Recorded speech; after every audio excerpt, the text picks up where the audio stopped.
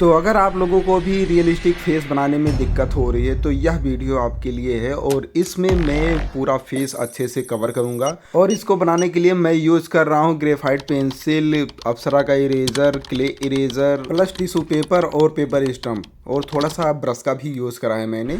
तो चलिए ड्राइंग को स्टार्ट करते हैं, लेकिन उससे पहले अगर आप लोगों ने लाइक सब्सक्राइब ना किया है तो कर देंगे। और एक हाइप करने का ऑप्शन भी आता है कमेंट में साइड से करने पर, उसे भी आप लोग कर देंगे।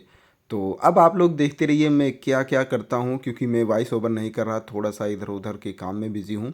बट मैं कह रहा हूँ कि आप अगर लास्ट तक देखेंगे तो आप समझ जाएंगे मैं कहाँ पे कौन सी पेंसिल यूज़ कर रहा हूँ। जैसे अभी यहाँ पे तो 10B का यूज़ कर रहा हूँ, बट आगे मैं लिख दिया करूँगा कहाँ पे कौन सी पेंसिल का यूज़ हो रहा है।